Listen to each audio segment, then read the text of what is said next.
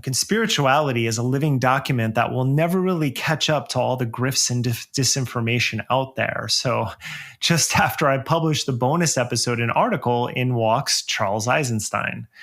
And I will always credit the man for coming onto this podcast, because most people we criticize will not. And he had a very thoughtful discussion with Matthew. And I've previously felt that our differences were of degree, not of kind, but that is no longer the case.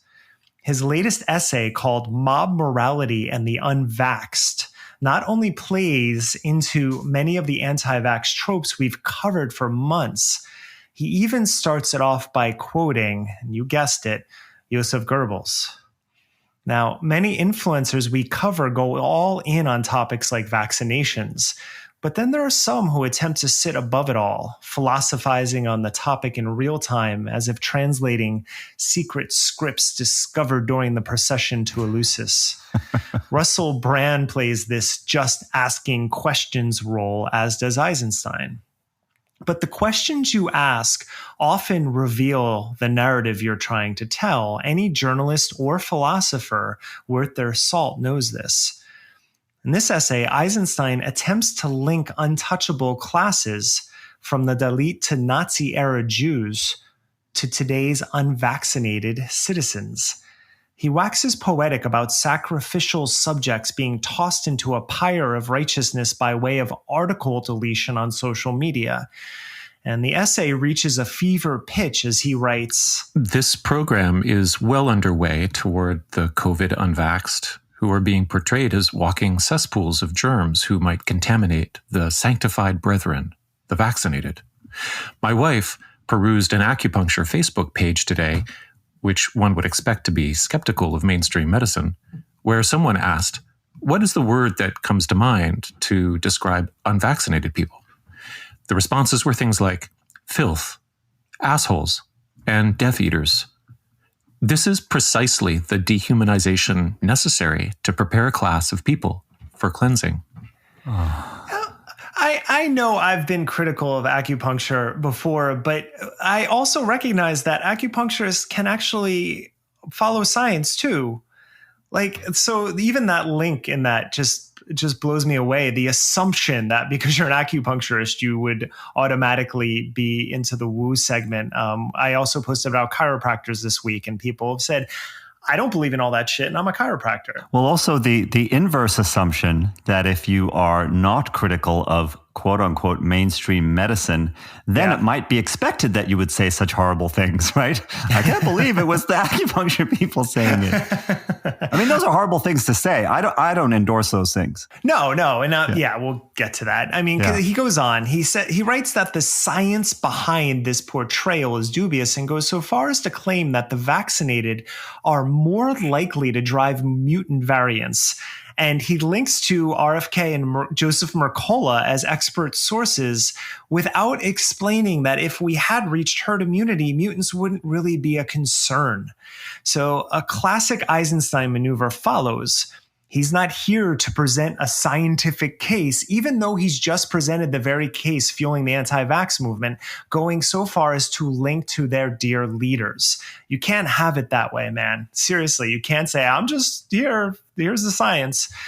So if the Goebbels quote wasn't on the nose, he includes a photograph of children with stiff arms proudly raised in a Hitler salute and tries to wrap the essay up with a neat little bow with the closing sentence, and I'm not kidding, "Transcendence is in the human being."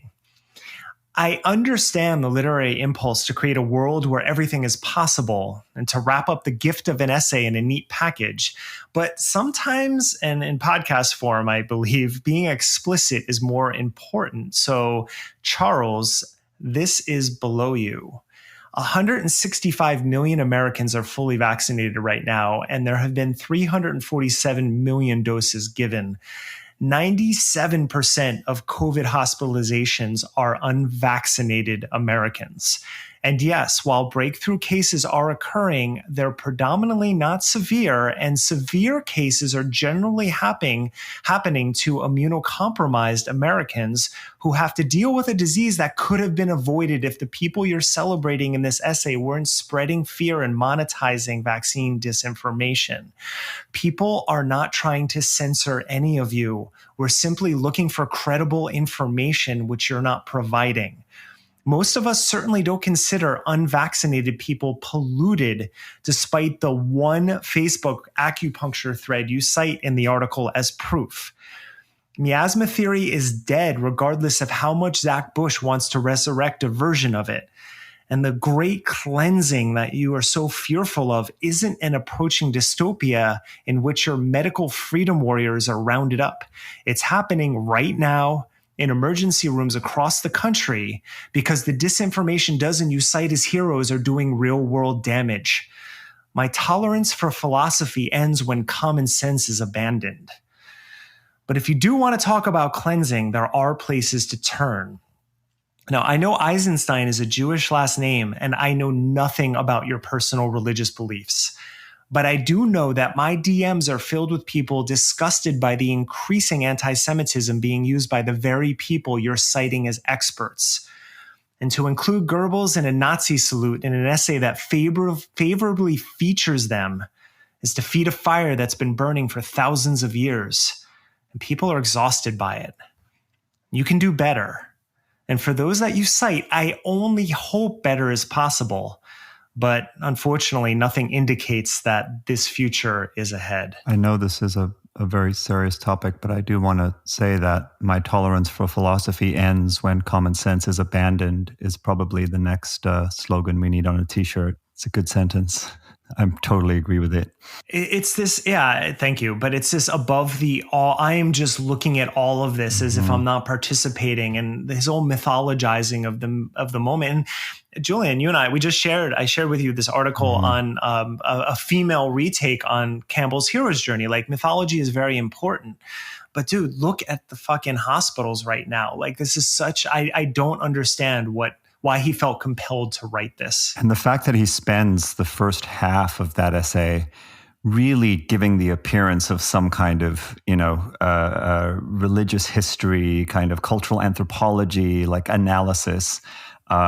It's amazing to me, the pretentiousness around that the awful message is actually wrapped in. When the Holocaust is monetized as an object of moral outrage porn, I think two things happen.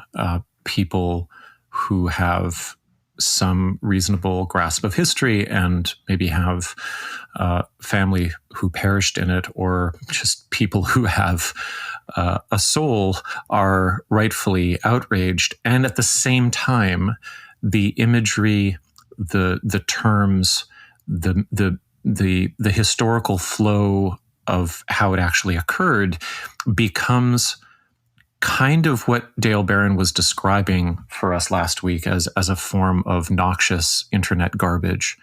And in a sense, like, it's not surprising to me that J.P. Sears is reaching for old, grainy, black and white footage of the liberation of Bergen-Belsen or whatever was in that film. It's like there's nowhere for him to go but there.